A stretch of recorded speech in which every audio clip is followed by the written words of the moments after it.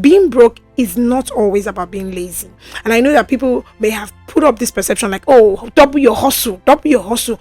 But people are doubling their hustle every day. Have you been to a typical Nigerian or Lagos market and you see these guys that they call wheelbarrow or something? They help you carry stuff in their wheelbarrow and they take it to wherever your destination is. These guys they are always on the move, always on the move. But yet we cannot classify them as being rich or wealthy, yet they are working hard. There's so many people that are working hard but yet are still broke. So that tells us that it's not about working hard. There is something that these people don't know that the other people that are wealthy know. If you keep pushing a door open and you keep pushing the door open and the door refuses to open, you speak to the door, you move the door, you do everything, maybe it's because you do not have the key to open the door. So the wise thing to do is to look for the key. There is something people know that you don't know. First things first, the system was not built to teach you wealth. That's what a lot of us don't realize. Most of us were actually taught how to trade time for money, but not how to make money. We don't know how to make money work for us. We just know that, okay, yes, I will go to work, make it in life, they'll pay me a salary. Raise your hand if in your school you were taught how to actually manage your money. If in your school you actually thought, okay, when you get your first salary after you get a job, this is what you would do with the money. If you were actually taught how to negotiate, many of us, they just taught you how to be an accountant, how to be a biochemist, how to be, a programmer. They did not teach us in school how to manage money, how to even get money in the first place. So many times, I remember that when I got my first job, I under-negotiated. They asked me, what do you want to earn? I looked at it. I thought that the money I was asking for was a big money. So I said, yeah, between this and this. And the lady looked at me like, did you say between this and this? I said, yeah. She was like, okay. And that's what they gave me. And I remember that when I entered that job, someone on that job told me that, why you paid this low? And I said, I thought it was big money. And she was like, no, you should have negotiated higher. And that's when I realized I didn't even think that what I negotiated for was low. Now, there is no system that teaches you that except you get a mentor or someone. School does not teach us how to negotiate salary, how to get into, conversations about money. School does not even teach us how to save, how to invest, emergency fund, what to put our money in. In your house, your home, your parents, how many of them actually sat you down and say, when you want to get a job, this is what you would do, this is what you would do? Or how many of them even said, oh, start a business like this, start a business like this? Only a few people that are like maybe nepo babies. They're the ones that really, they have parents who modeled something of business or whatever. So some of us may have even watched our parents argue about bills, but never talk about assets, never talk about investing. The system was not built to teach you about wealth. And that's why you have to take your own life in your own hands. You have to take your destiny in your hands and start to think about how to build wealth. Now, let's talk about the few reasons why you are still broke.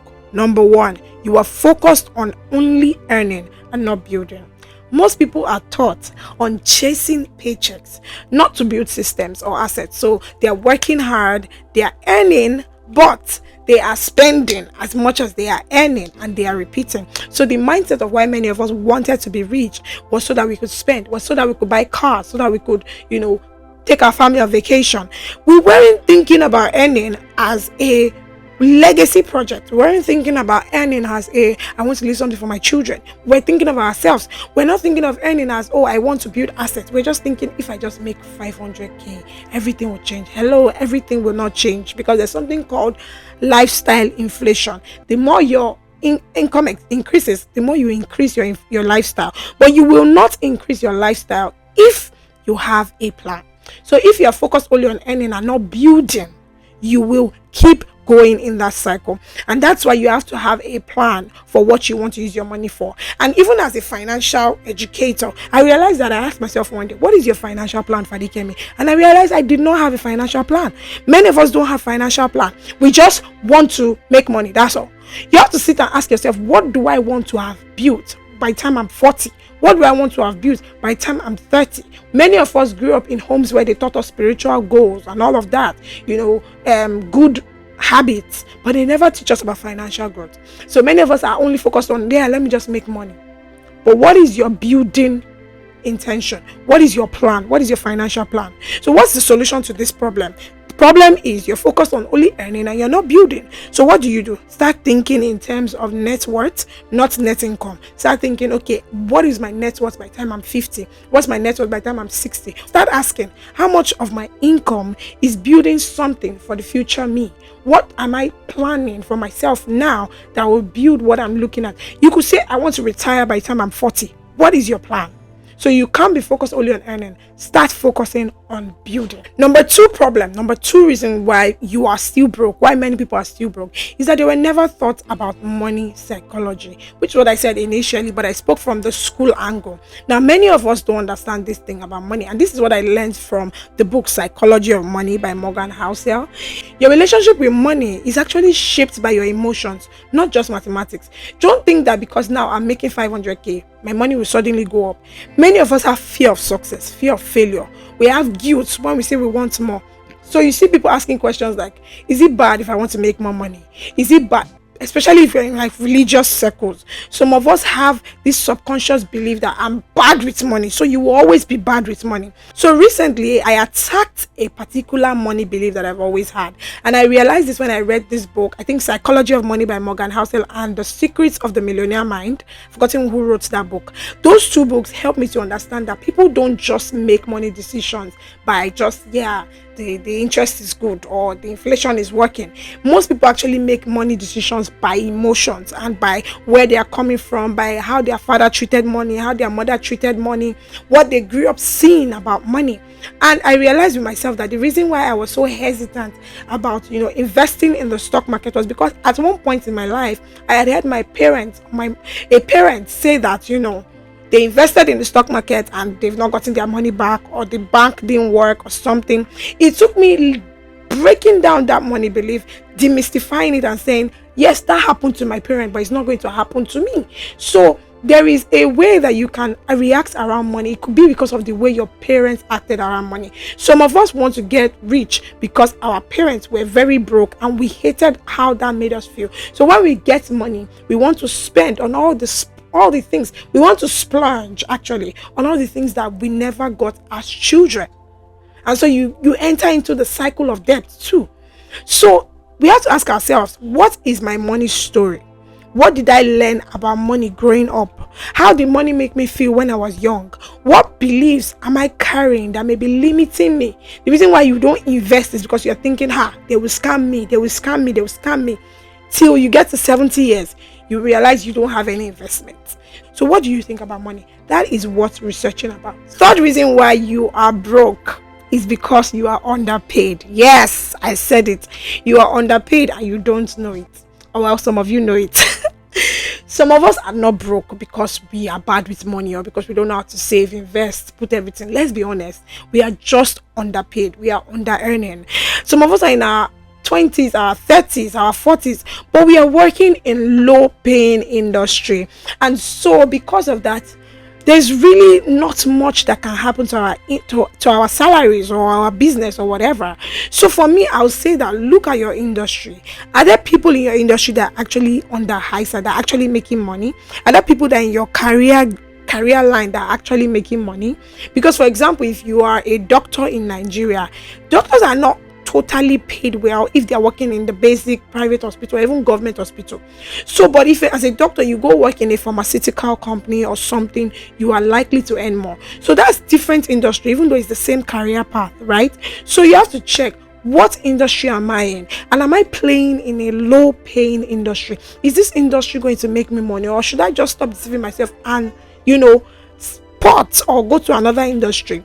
And it could be that some of us, we have never renegotiated our salary. There may be people in your office that are earning more than you and you don't know. So if you are underpaid, you have to sit to yourself and ask yourself this question: am I underpaid and I don't know it? Because the inflation is rising, the economy is bad.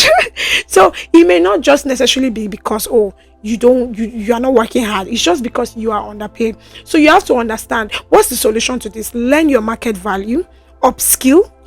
Okay, this is what my market is earning, this is what other people are earning. What should I do? Should I go to another industry? Should I learn another skill? It could be that your skill. One thing about making money is that if you want to make money, there has to be the ease at which you are replaceable. Is also a very key factor to how much money you can make. So if you see that this industry you guys are already oversaturated, there's not much you can earn from this skill, upskill, invest in knowledge, raise your earning capacity, look for more certifications you can add, or more skills that you can add. And finally, you have to learn how to build side hustles. And that's the beautiful thing about making money. Once you earn small, put it in different things, build your side hustles. You could start content creation, influencing, digital marketing, selling a course online, monetize your knowledge. There's so much you can do. By the way, if you want to join my Monetize Your Knowledge masterclass, click the link in the description. The wait list is going to be up. Just click on the link and let me know. In that particular class, I will be sharing how to monetize your knowledge with zero capital. I know that you have seen many monetize your knowledge courses where they talk about start using different platforms where you have to stress, you have to pay money. This one, I'm going to teach you how I've been able to monetize my knowledge for years, using different things, using different methods and different platforms, and yet I don't incur capital, and yet I make money. So if you want to start with zero capital, click the link in that description to be able to join the wait list. Okay, the fourth reason why you are broke is because you don't have a system in place. Hope is not a budget. Winging it is not a budget. God forbid is not a strategy. You have to have a clear saving goal. If you don't have a clear saving goal, you won't save. If you've not automated your investing, you will forget to invest. You will forget to start. You forget to put money in there. If you don't have a plan, you are reacting to money. You are not leading it. So you have to start leading your money. You have to start telling your money where you want it to go by having a plan. What is your plan? What system have you put in place to deduct your money? You know that when you get money, you will surely spend it. So what can you do? Automate your saving. Let it immediately go to where you need it to go. Put in the system in place. Okay, have your emergency fund set up, have everything set up, create a money ritual, create a monthly automatic transfers, and you will see how your life will change. So I hope that this video has really been helpful. Now you know that you're not just lazy. It's not because you're not working hard, it's just that you didn't know these strategies. Repeat after me. Money is a skill and I can get better at it. I can unlearn what no longer serves me. I have an abundance mentality and money flows to me. I am a money magnet and money will always come to me. If this video hit home for you, here's what I want you to do. Drop a comment in the comment section. Please, thank you very much. And also remember to subscribe, like, yes, hit that thumb button, hit that subscribe button, and I'll see you in my next video.